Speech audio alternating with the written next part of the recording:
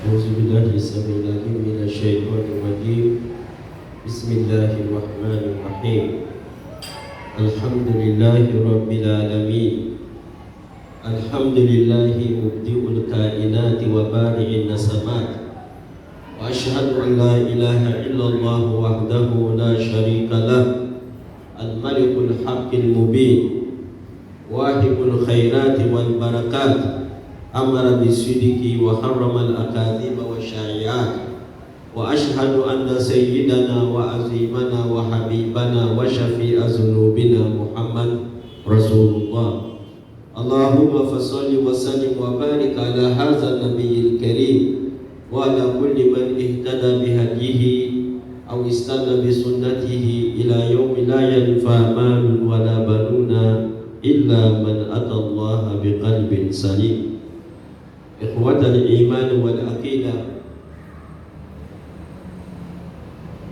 أذكركم ونفسي بقوله تعالى: يا أيها الذين آمنوا اتقوا الله حق تقاته ولا تموتن إلا وأنتم مسلمون.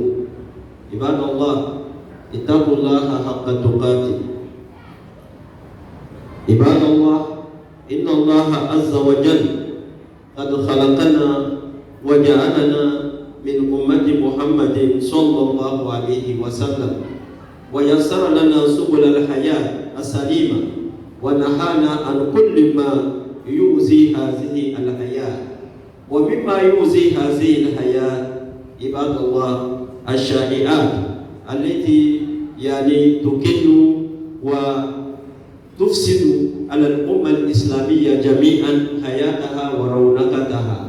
ومن هنا بطلب من مجلس الأعلى للأئمة والمساجد والشؤون الإسلامية في ساحل العاج، نتناول معكم في هذه الجمعة المباركة هذا الموضوع: خطر الشائعات وأثرها على الفرد والمجتمع وموقف الإسلام منه. Fidèles musulmans, chers sœurs, chers frères en islam, rendons grâce à Allah subhanahu wa ta'ala, le Seigneur de l'univers, maître des cieux et de la terre. Allah qui nous a gratifiés en nous donnant la vie, en faisant de nous des membres de la communauté de Muhammad sallallahu alayhi wa sallam. Fidèles musulmans, aujourd'hui, Inch'Allah, nous allons aborder avec vous un sujet qui est capital et qui est très important. Mais avant cela, nous nous rappelons des enseignements que notre imam nous a donnés, nous a enseignés au cours des sermons précédents. Car l'imam a eu à nous entretenir sur ce que nous appelons Sadaqa al-Jariya, les sacrifices durables, les sacrifices qui durent dans le temps. Alors, fidèles musulmans, tout ceci pour nous interpeller, pour dire que la vie que nous menons ici, cette vie de l'ici-bas, est une vie de courte durée, une vie éphémère, mais qui est importante pour nous. C'est au cours de cette vie que nous préparons notre vie de l'au-delà. C'est au cours de cette vie que nous préparons notre vie tombale. C'est au cours de cette vie que nous préparons ce que Allah subhanahu wa ta'ala va nous rétribuer le jour de la résurrection, à savoir le paradis ou l'enfer. Qu'Allah nous en préserve, Inch'Allah. Fidèles musulmans, il est important d'interpeller tout le monde que ce que nous semons dans notre vie ici, et c'est ce que nous allons récolter à l'au-delà. Pour cela, Allah nous donne la vie et il nous a recommandé de vivre dans la quiétude, de vivre dans la paix, de vivre dans l'amour et de vivre ensemble. Alors, pour cela, fidèles musulmans, il y a souvent des actes, des comportements qui viennent perturber la vie des citoyens, qui viennent perturber la vie des communautés. Cela n'est d'autre que les rumeurs. Alors, le Conseil supérieur des imams des mosquées et des affaires islamiques de Côte d'Ivoire a recommandé à ce que dans ce vendredi, le sujet de rumeurs soit animé dans tous les mosquées de Côte d'Ivoire. Pourquoi cela? Car au cours de la nuit de destin, les rumeurs, le sujet de rumeurs était le sujet abordé.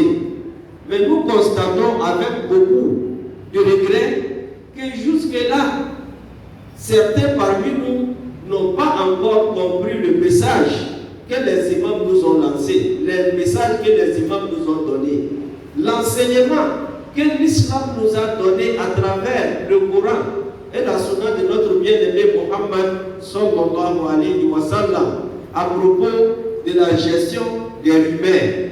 C'est ce qui doit être l'orientation de fidèles, car le comportement et les actes que les fidèles posent doivent être toujours en harmonie avec les enseignements de notre bien-aimé Mohammed sallallahu alayhi wa sallam, avec le Coran et les hadiths.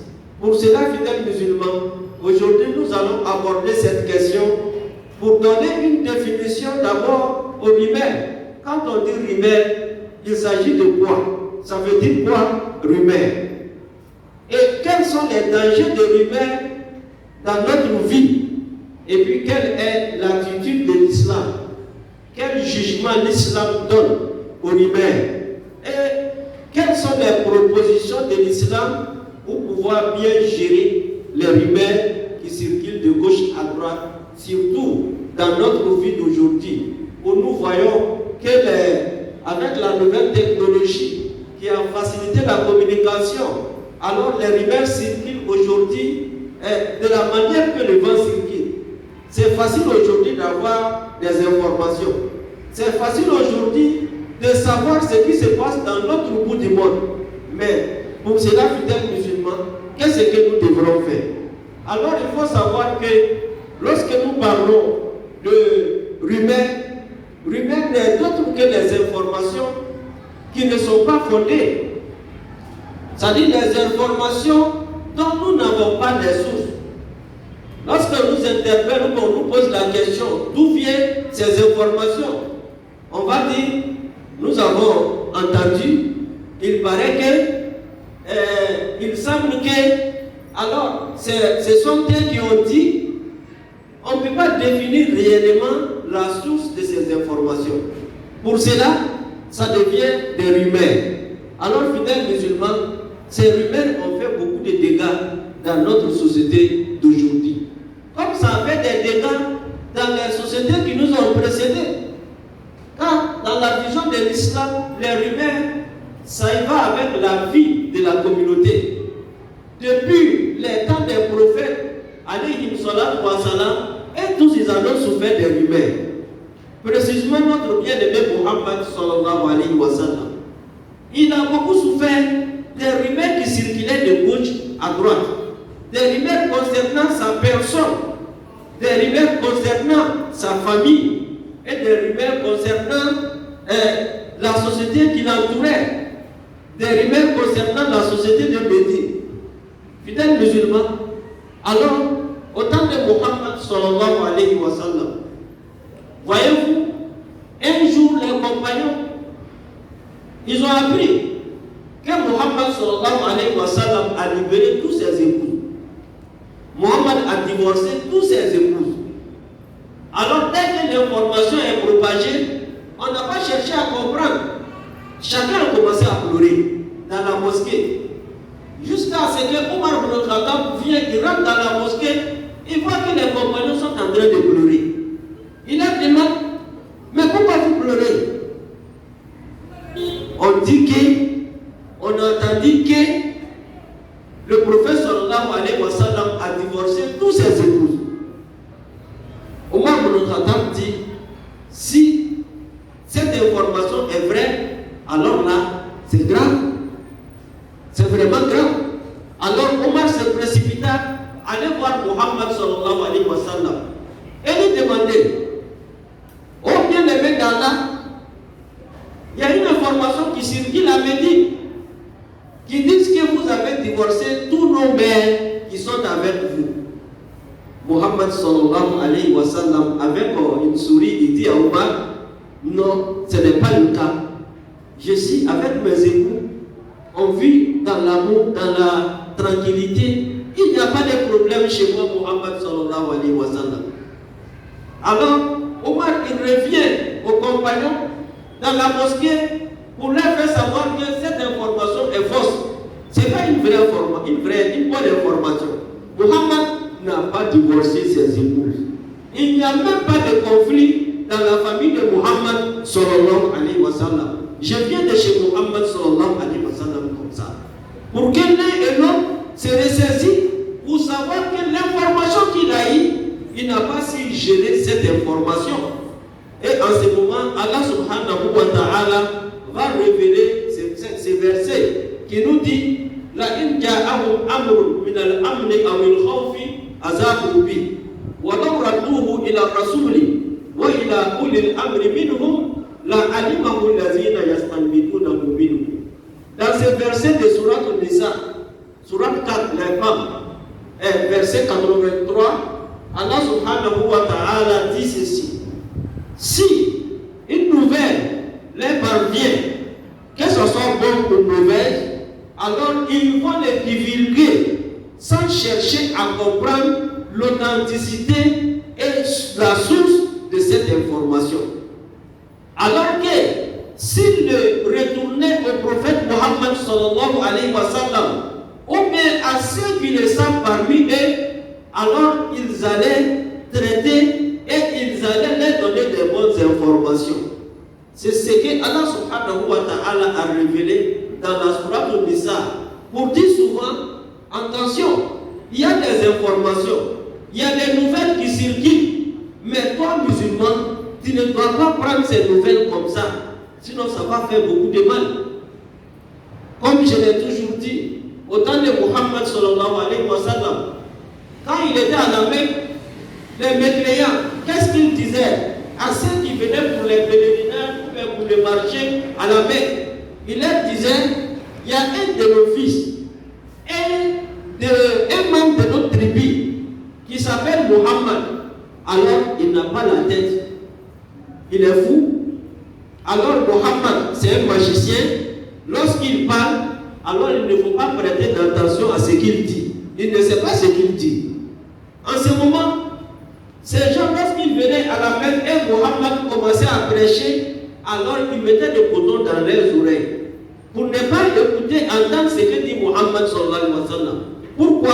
Parce qu'ils ont appris qu'il y a une personne à la Mecque qui prêche une autre religion, mais qui ne sait pas ce qu'il dit, qui n'est pas en bonne santé mentale, qui a un problème, qui est un magicien.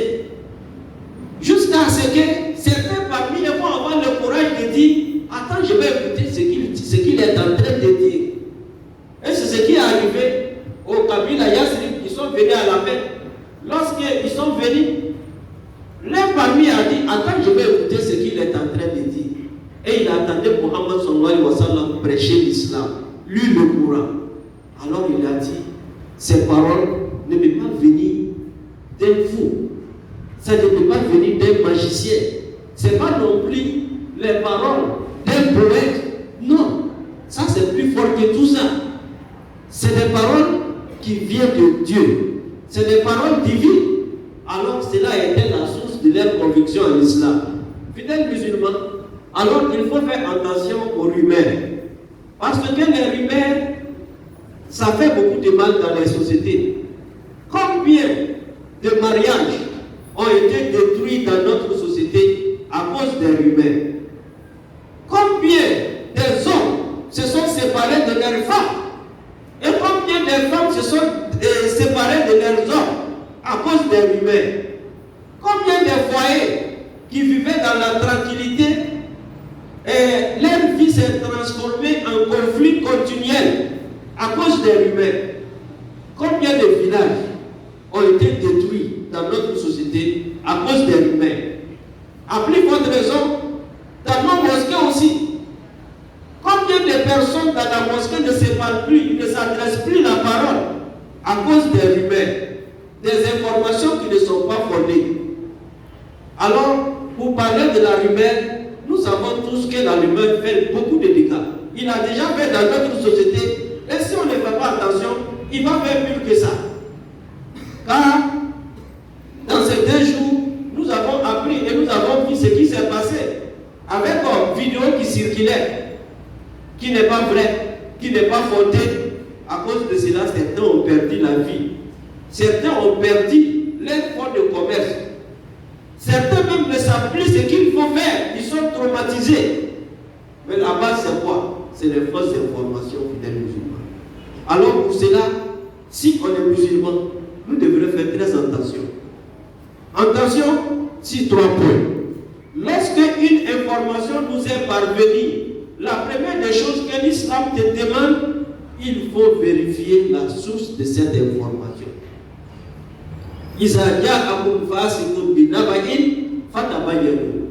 Si un facile, ou bien on va dire quelqu'un qui n'est pas juste dans la vie, il vous apporte une information, alors avant de prendre cette information, il faut vérifier. Si on ne peut pas vérifier, on n'a pas la capacité, il faut le retourner à ceux qui ont la capacité de vérifier. Ceux qui ont l'habitude de traiter les informations, qui sont des journalistes, alors il faut les interpeller pour savoir réellement est-ce que la source dont nous provient cette information est réelle. Alors, ça c'est le premier point. Si la source est bonne, alhamdulillahi rabbil alamin, nous venons sur le deuxième point. C'est l'authenticité et la véracité de cette information. Est-ce que l'information qui est donnée, oui, on a la source, ça vient de telle communauté, ça vient de telle personne, mais est-ce que c'est une bonne information? Est-ce que c'est vrai? Est-ce que c'est authentique? Alors, si nous avons pu avoir l'authenticité de cette information, de cette nouvelle, alors troisième point arrive maintenant. Nous avons vérifié, nous avons trouvé que c'est une bonne information. Alhamdulillahi rabbil alamin, on prend. Nous avons trouvé que c'est une fausse information, il ne vient pas de source. Non, source est bonne, mais l'information même n'est pas bonne. Car la personne qui a donné l'information a été trahie. Ou bien lui-même d'une mauvaise intention, il a lancé une fausse information. Alors, si c'est une fausse information, ce n'est pas la peine de s'en charger ou de s'en sous-charger même.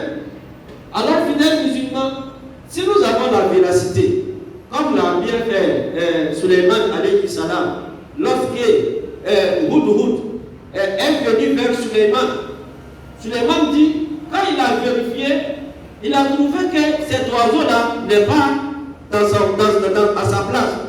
Il a dit, lorsqu'il va arriver, je vais lui montrer toutes sortes de châtiments. Alors l'oiseau Hudhud arrive, il dit, il dit, je suis venu avec une information. Maintenant, la source de l'information, l'information provient du sabbat. Mais il donne aussi la véracité. Il dit, c'est une information authentique, une information vraie. Alors, en ce moment, deuxième chose, un troisième point arrive. Alors, on a une information, nous avons la source, nous avons la véracité. Mais est-ce que cette information, c'est bien de le divulguer? Lorsque nous le divulguons, ça va créer quoi dans la vie des uns et dans la vie des autres? Il faut voir cela. C'est-à-dire, il y a une information qui est vraie. Mais lorsque je propage cette information, ça va faire plus de mal que de bien. Alors, en ce moment, il faut s'abstenir à ne pas propager cette information. Mais, s'il s'avère que cette information, lorsqu'on propage, ça va donner du bien, ça va faire du bien dans la vie des uns et dans la vie des autres, alhamdulillahi rabbil alamin. Ce sont ces genres d'informations qu'il faut partager, qu'il faut vraiment être fier d'être parmi les sources qui vont les relayer, parce que c'est une bonne information fondée, une information vraie, une information qui fait du bien pour tout le monde.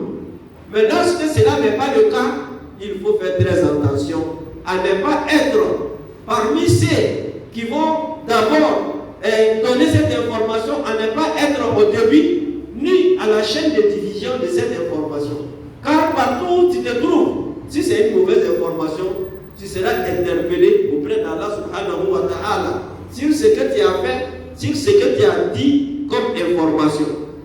Car ceux qui relaient de fausses informations, l'islam dit relayer des fausses informations est haram en islam. C'est des actes qui sont condamnés.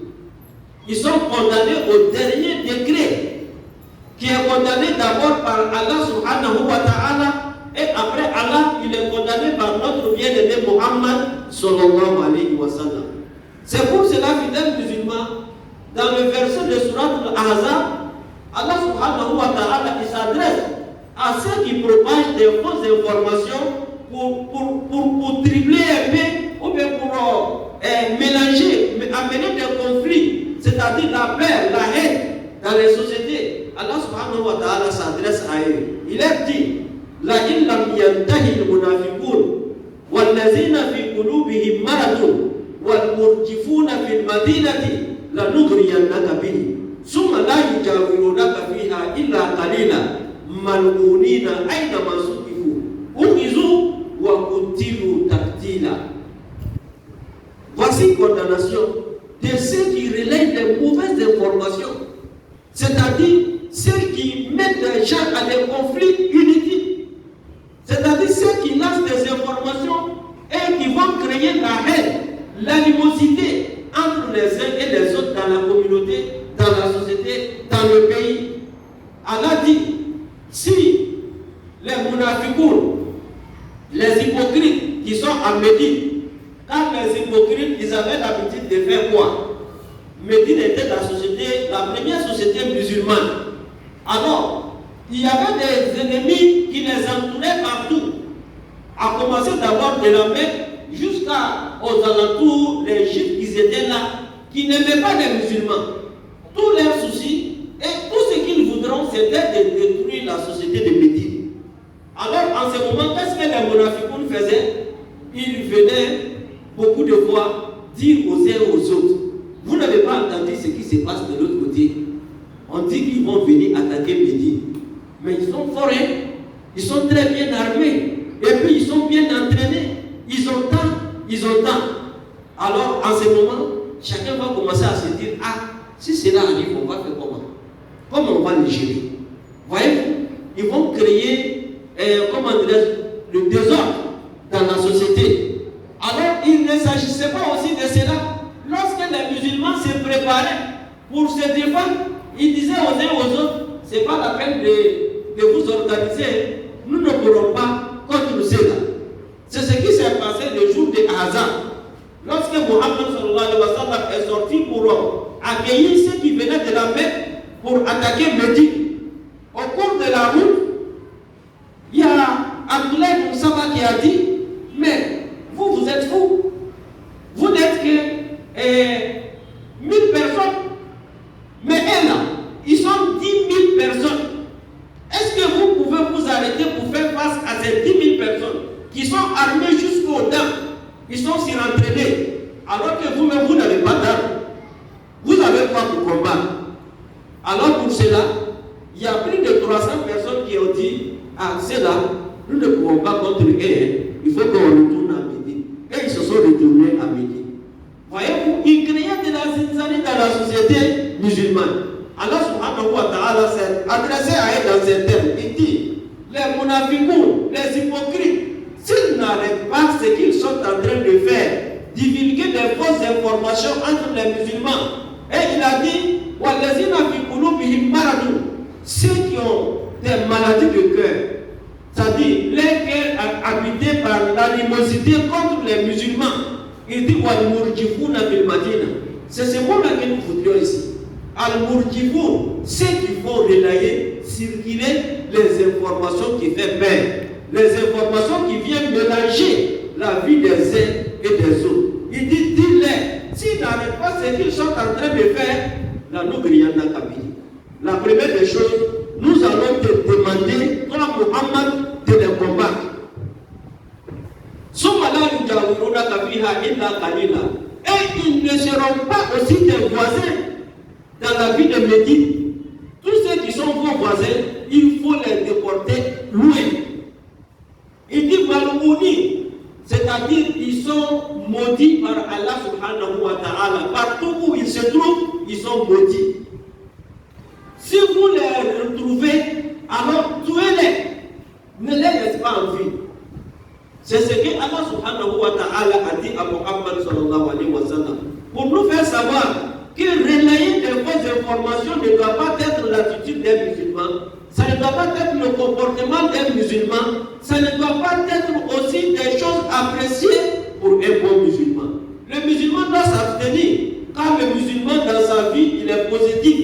Le musulman dans sa vie, il propage la paix, il propage l'amour, il propage tout ce qui est le bon vivre. Alors le musulman ne doit pas être source de divulgation des fausses informations. Il ne doit pas être à la chaîne de divulgation des fausses informations et il ne doit pas être par où se trouvent des fausses informations. C'est ce que l'islam nous enseigne, chers frères et chers sœurs en islam. Lorsque nous avons des informations, il faut les vérifier d'abord. Alors, après vérification, il faut voir cette information, ça peut donner quel effet dans la vie des uns et dans la vie des autres. Car nous sommes censés à propager ce qui est bien, mais à protéger tout le monde, à protéger les uns et les autres des méfaits de la vie. Alors, fidèles musulmans, tel est le message que le Conseil supérieur des imams des mosquées et des affaires islamiques a voulu que les imams partagent avec les fidèles. À partir d'aujourd'hui, chacun de nous a son portable. On est toujours connecté. Alors, au cours de la journée, nous ne faisons que passer des informations sur Facebook. Nous ne faisons que nous informer. Mais ceux qui se disent qu'ils sont des cyberactivistes, et là, beaucoup de fois, ils sont en train de mélanger notre vie alors qu'eux-mêmes, ils ne sont pas avec nous ici. Par où, là où ils se trouvent, ils vivent bien, ils ont leur vie, ils ne vivent pas conflit, ils ont de quoi manger. Mais nous, les pauvres, qui sont en Côte d'Ivoire ici, alors c'est nous qui les écoutons. Et nous nous mélangeons avec ce qu'ils sont en train de dire là-bas. Nous savons tous qu'ils ne disent pas la vérité. Nous savons tous que ce qui nous concerne, lorsqu'on donne de fausses informations, il faut élever. Alors combien de personnes ont vérifié des informations qui circulaient ici, il s'avérait que c'était faux. Combien d'imams, combien de prêtres, de pasteurs, ils se sont parlé parce qu'il y avait des rumeurs qui circulaient que les musulmans veulent venir brûler l'église, que les chrétiens veulent venir brûler la mosquée. Mais lorsqu'ils se sont parlé, ils ont trouvé que c'est faux, ce n'était pas vrai. Alors, fidèles musulmans, notre vie est remplie avec ces gens de messages, avec ces gens d'informations qui ne nous poussent qu'à nous combattre entre nous, à détruire notre vie paisible, à détruire notre société. Alors l'islam nous dit, faites très attention, cela ne doit pas être le comportement des bons musulmans et ça ne doit pas être le comportement même d'un être humain. أقول قولي هذا وأستغفر الله العظيم الجليل لي ولكم ولسائر المسلمين من كل ذنب فاستغفروه إنه هو الغفور الرحيم.